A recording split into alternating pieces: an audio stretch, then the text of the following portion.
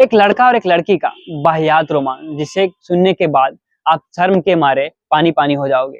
कल मैं सिवान से हाजीपुर के लिए बाग एक्सप्रेस में चढ़ा और जैसे ही मैं कंपार्टमेंट में घुसा तो देखा क्या, विंडोज साइड के सिंगल चेयर पे एक लड़का और एक लड़की बैठे थे जो वाहियात रोमांस कर रहे थे, वाहियात हरकतें कर रहे थे। और उस कंपार्टमेंट में जितने भी लोग बैठे थे, जेंट्स हो लेडीज हो, सभी की निगाहें बस वही दोनों पे टिका हुआ था।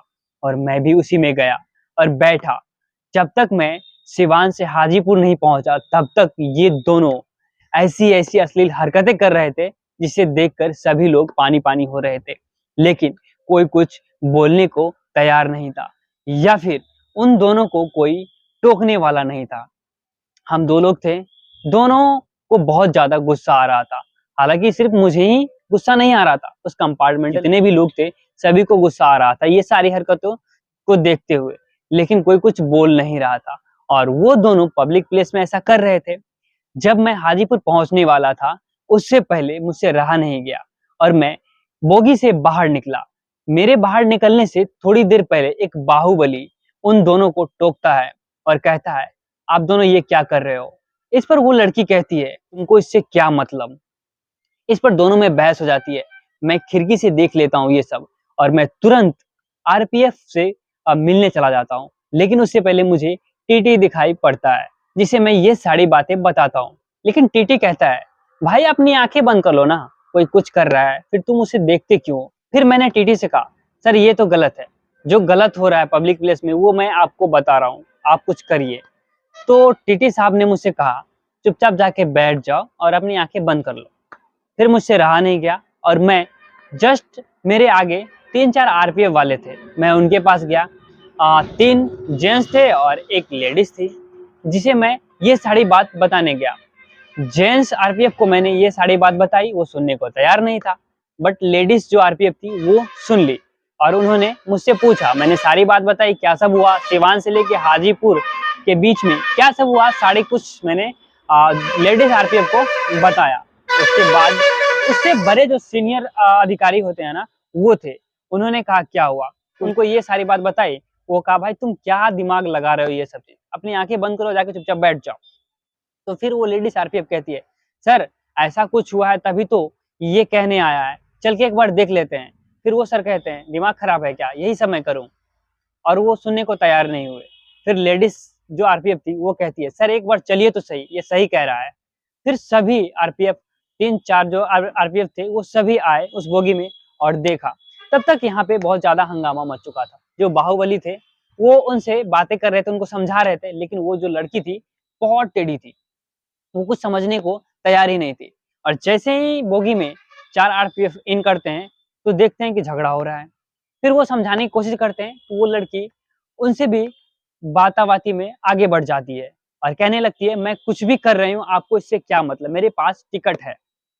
तो वो जो लेडीज आरपीएफ होती है ना वो कहती है, टिकट है इसका मतलब क्या, तुम पब्लिक प्लेस में कुछ भी करोगी। तो इस पर वो लड़की कहती है कि मैडम मेरे पास टिकट है और ये जो है ना ये मेरे हस्बैंड होने वाले हैं, मतलब मेरे होने वाले हस्बैंड है। तो इस पर आरपीएफ कहती है, अगर तुम्हारे हस्बैंड होने वाले हैं तो फिर ये सब पब्लिक प्लेस में क्यों कर रही हो, ये तो घर पे भी जाके कर सकती हो, शादी के बाद भी कर सकती हो। तो वो लड़की कहती है, आपको क्या दिक्कत है। इस पर वो लड़की बहस करने लगती है उस आरपीएफ से। और जैसे ही बहुत ज्यादा बात बढ़ जाती है, इस पे जो सीनियर पुलिस होते हैं ना, जो सीनियर आरपीएफ होते हैं ना, वो आते हैं और उस लड़का को भी समझाते हैं। वो लड़का उस बाहुबली से लड़ने लगता है और कहता है कि तुम्हारी वजह से हुआ है, हम दोनों कुछ कर ही नहीं रहे थे। और पूरा पब्लिक परेशान हो जाती है ये सब दृश्य देख के। पब्लिक भी सपोर्ट में आ जाती है कि नहीं ये लोग बहुत ही गंदी गंदी हरकतें कर रहे थे, लेकिन वो दोनों मानने को तैयार ही नहीं होते हैं। और वो जो लड़की बहुत ज्यादा एडवांस होती है और वो लड़की उस लेडी आरपीएफ से बहुत ज्यादा बदतमीजी करने लगती है। इस पर लेडी आरपीएफ तो वो झापट खींच के लगाती है, उसका मिजाज ठंडा हो जाता है और लड़का का तो मानो सांप सूंघ जाता है, वो चुपचाप एक कोने में जाके बैठ जाता है। उसके बाद सभी शांत हो जाते हैं, लड़की रोने लगती है। सभी आरपीएफ वाले साइड में आते हैं। हाजीपुर स्टेशन पहुंचने वाला होता है और मैं साइड में खड़ा रहता हूँ। और वो जो आरपीएफ रहता है वो मुझे बुलाता है और कहता है, ये सब तुम्हारी वजह से हुआ है, तुम्हारी वजह से उस लड़की को चाटा लगा है। तुम अगर नहीं बुलाते तो ये सब कुछ नहीं होता। तो दोस्तों आप बताओ कि मैं क्या करता? कोई कुछ बोल नहीं रहा था और मुझसे रहा नहीं गया। और जब मैं आरपीएफ को इसकी शिकायत करी तो वो मुझे ही उल्टा दोषी समझने लगा और वो कहने लगे कि अगर वो लड़की तुम पे आरोप तो तुम जेल में जाते, ना कि वो। जबकि सारे पब्लिक हमारे सपोर्ट में थे, मेरे सपोर्ट में थे। वो कह रहे थे ये गलत है, तुमने बुलाया सही किया। और वो जो लेडी आरपीएफ थी ना, मैं उनको सैल्यूट करना चाहूंगा क्योंकि वो मेरे सपोर्ट में थी और वो कही ये सब थोड़े से टेढ़े हैं, इसलिए आप जो काम किए ना बहुत अच्छे काम किए। ये सब पब्लिक प्लेस में नहीं किया जा सकता। अगर पब्लिक प्लेस में आप ये सब करते हुए पकड़े जाते हैं तो आपको जेल भी जानी पड़ सकती है। और दोस्तों आप ये बताओ कि अगर मैं इसकी रिपोर्ट आरपीएफ को नहीं करता तो इसकी रिपोर्ट कौन करता? क्या सभी के सामने पब्लिक प्लेस में कोई भी गंदगी, अश्लील हरकत करते रहता और सभी लोग देखते रहते? इसका जवाब आप पे मैं छोड़ता हूँ, आप लोग कमेंट सेक्शन में जरूर बताएं। क्या इसकी शिकायत करनी चाहिए या नहीं? और मैंने जो आरपीएफ को बुला के किया वो क्या सही किया या गलत? आप लोग कमेंट बॉक्स में जरूर बताइएगा। और आरपीएफ के बारे में क्या कहते हैं ये भी जरूर बताइएगा। और वो जो लेडी थी आरपीएफ ना, उनके बारे में क्या सोचते हैं आप लोग कमेंट बॉक्स में जरूर बताएं। बाकी पूरा वीडियो देखने के लिए आप सभी का बहुत बहुत धन्यवाद। फिर मिलते हैं एक नई कहानी के साथ।